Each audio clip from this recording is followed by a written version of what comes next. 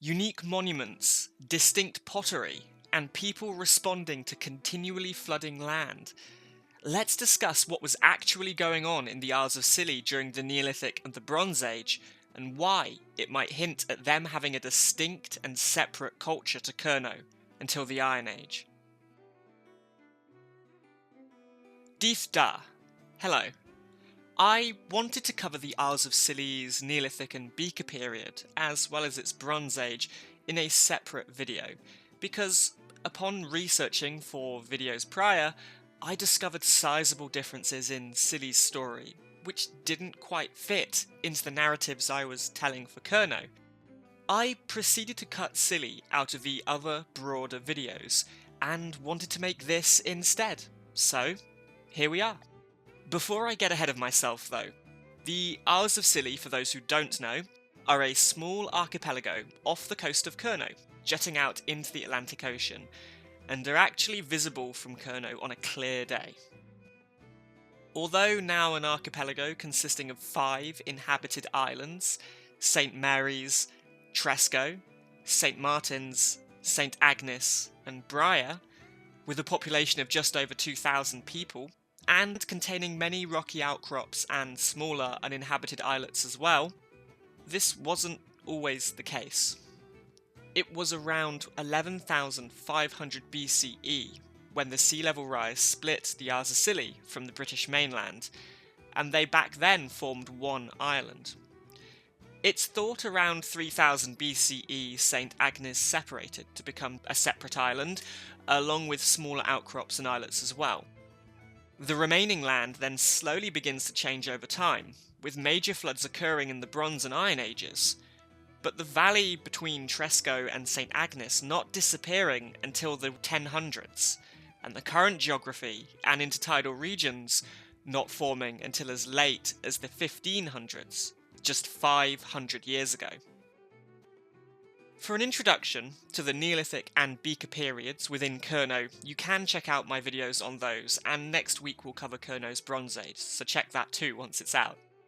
But I will very, very briefly cover all 3 here for context. Though do feel free to skip ahead to the next video chapter if you don't need this.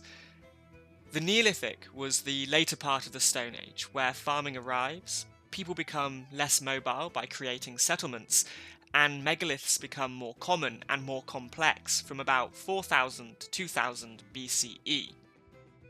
The Beaker period is then a less formal period straddling the end of the Neolithic and the beginning of the Bronze Age, from around 2400 to 1800 BCE, where a people and culture associated with distinct bell beaker shaped pottery spread across Europe, bringing with them new genetics, metalworking, new styles of pottery, and potentially different styles of megalithic structures, too. Finally, the Bronze Age appears, with trade, technology, and culture beginning to take a more recognisable proto-modern form. It is here that Kurnow and the southwest of Britain see a sort of tin and maritime-based golden age. Not only was trade happening with British, Irish, and Breton regions as before, but now formally begins to supply Mediterranean cultures too. Megaliths, tools, pottery, and burial practices change, and by the end of the period, politics likely sets the stage for the Iron Age tribal powers and the Celts. The Bronze Age all happening between around 2000 and 800 BCE. So, that's Kurnow. Now let's move on to the Isles of Scilly. Starting with the Neolithic, we already see huge differences. Now we do have very limited datable evidence, but the very latest arguments and studies point towards a Cylonian Neolithic starting at least over 500 years later than Britain's, thanks to a site at Old Quay on St. Martin's, with proposed origins being no earlier than 3460 BCE, and potentially as late as 3040 BCE. Prior to this point, evidence suggests sparse visits only, with no signs of distinguishable change between the Mesolithic and the Neolithic. Remember, although we have nice, clean periods to define things by today, that's for ease. These things are normally very fluid and subject to regional changes, so the fact there's no clear, uniform transition does make sense, and is something archaeologists will always point out, despite using these periods. What we can glean after the establishment of a Selonian Neolithic is still not quite what we'd see elsewhere in Kurno and Britain. Megalithic structures don't appear to be built often, if at all, and certainly aren't built until the very end of the period, though one of the problems for archaeologists covering this topic is the difficulty of placing dates to Scilly's prehistoric monuments, so keep that in mind. Normally we might use pottery styles or radiocarbon dating bones, but pottery is a complex issue for prehistoric Scilly, and there frankly aren't enough monuments with reliable datable remains to go off of. That said, newer studies revise most megaliths from being Neolithic in origin to Bronze Age, or, at the earliest, some may hail from the very late Neolithic. Regarding settlement, from what we can tell, if there was habitation, it was likely seasonal and migratory, taking advantage of a plethora of foods at certain periods of the year, before potentially returning to the Kernoek mainland.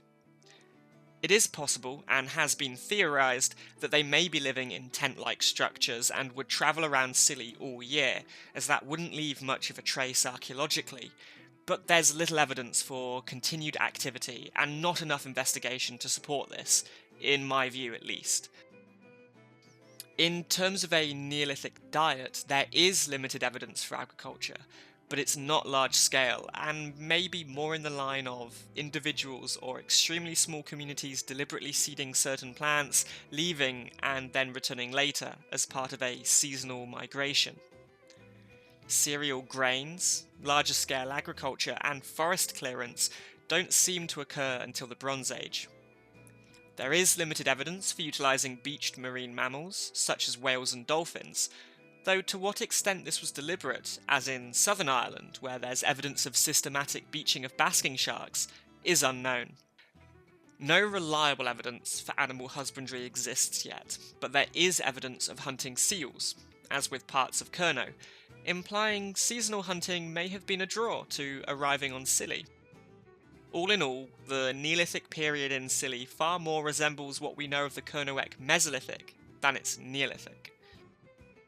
Now, from the start of the Bronze Age, beaker culture is in full swing, and whilst in Kurno there were differences between the average British beaker practices and the Kernoek ones, on the Isles of Scilly this is far more pronounced, and especially evident when we look at a fairly unique megalithic structure called a Selonian entrance grave, which was a unique type of structure similar to a dolmen found largely on Scilly, but with a small amount also built on Kurno, at Penwith.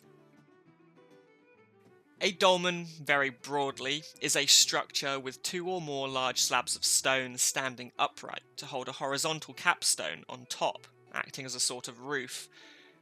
Selonian entrance graves do come with this, but also have a typically circular mound of earth and stone surrounding them, and have a clear opening, or entrance, to within the chamber. The chamber is always one room, normally rectangular, and either goes the length of halfway the diameter of the mound, or to the mound's edge.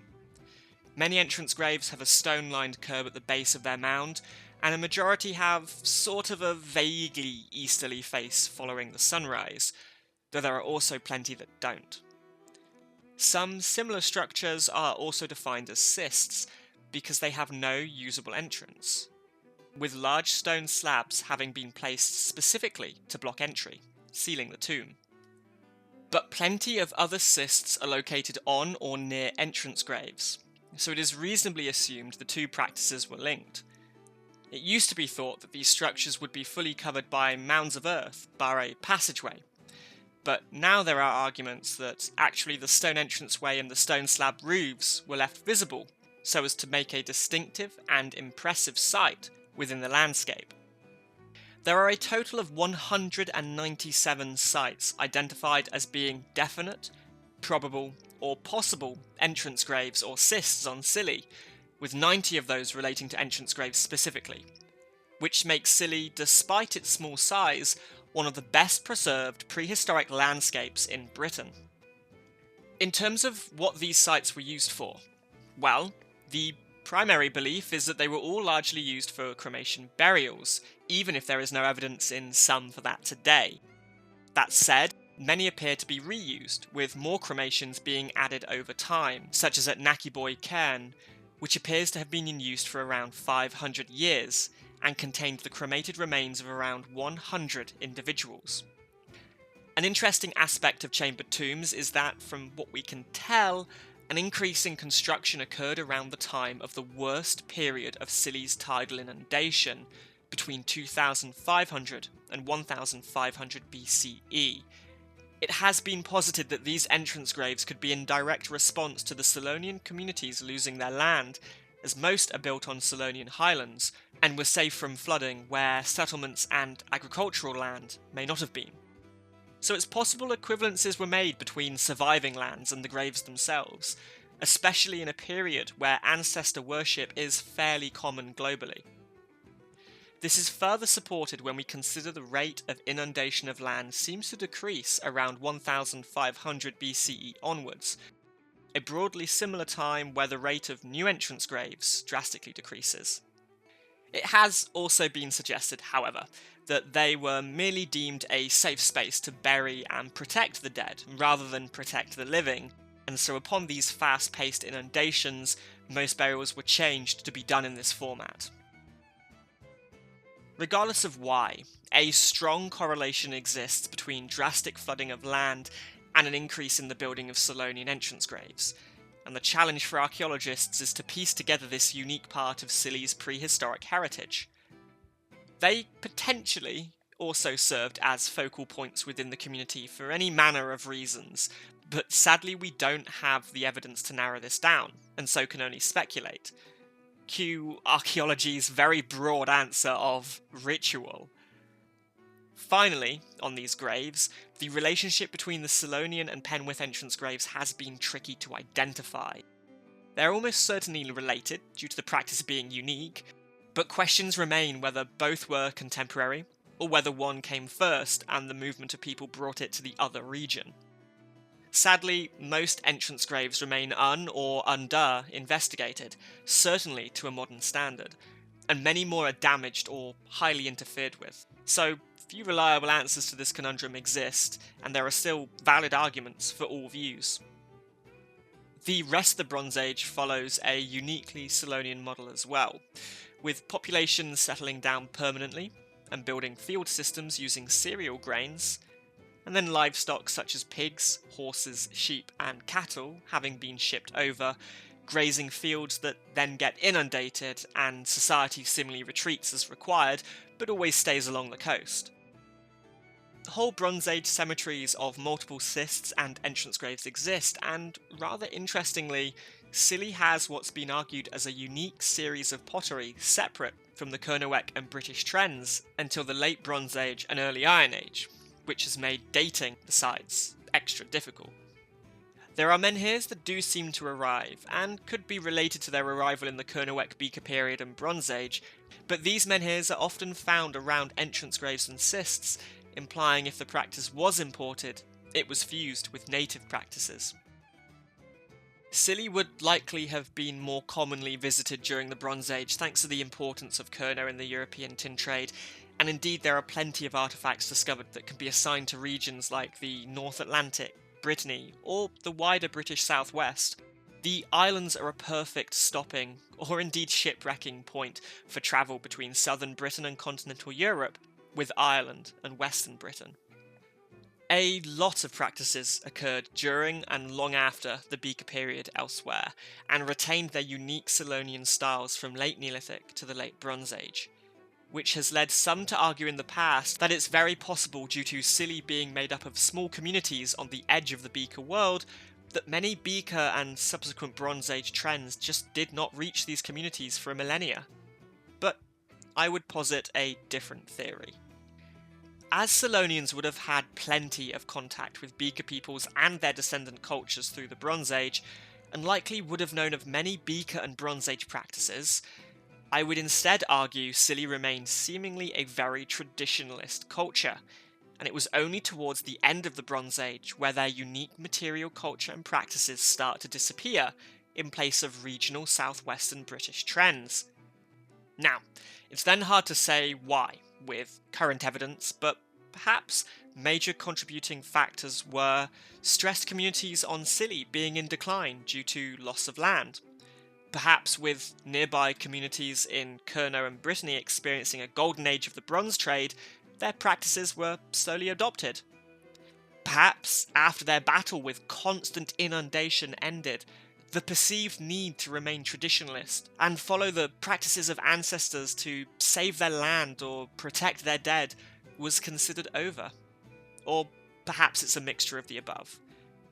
Overall, though, I think it's a misunderstanding of the Bronze Age to think of Scilly as being at the edge of the world and forgotten by nearby peoples, and indeed this belief is shared by modern archaeologists who link Scilly as more in the centre of maritime trade routes than at the edge of civilization. The last thing that I want to touch upon is the idea that the Isles of Scilly were largely a burial place for Cernoec populations. This is something I came across lots whilst researching this and other videos, and has been summarily disproven, in my mind, by Catherine Sawyer in her book Isles of the Dead. As she argues, and I am paraphrasing a whole book and investigation here, if Scilly was such a burial place, why does there seem to be a separate identity visible not just in the megaliths, not just in the pottery, but in the burial urns themselves? Why is there evidence of larger scale habitation for the Bronze Age, and why do burial practices not follow wide-scale Cernoec trends through the Bronze Age? If the Isles of the Dead theories were true, you might expect more cultural uniformity between Cerno and Scilly, but as it happens, there's not only little evidence for this, but much more for the opposite. And there we go. That's a much longer than planned, but still fairly brief overview of nearly 3,000 years of the Isles of Scilly's pre-Iron Age heritage. It follows a very different story to that of Cerno, with unique burial practices and megaliths, its own drastic environmental challenges to adapt to, and pottery styles not seen elsewhere. I think, through all of the above, unique cultural and religious beliefs can be reasonably argued as having existed on Scilly. One constant in this discussion, though, has been the huge lack of modern investigations and datable evidence. Whilst this trend is beginning to reverse over the last decade, given such a unique identity is potentially located on prehistoric Scilly, I am personally surprised that it's not considered of higher national interest to study in Britain, and can only hope the trend of further study does continue in the future. Many of the questions we still have could be answered, though, equally, many may remain unanswered forever. Such is the nature of archaeology being reliant on surviving evidence that isn't guaranteed to exist or indeed be enough to go on. That said, I hope you can all see why I've gone on this tangent, and why I wanted to cover this in its own video. And I hope that you also found this niche within a niche as fascinating as I did. And I'll finish by concluding this: that I believe you can argue for the existence of three distinct and broad cultural groups in Cerno during the dynamic Beaker period.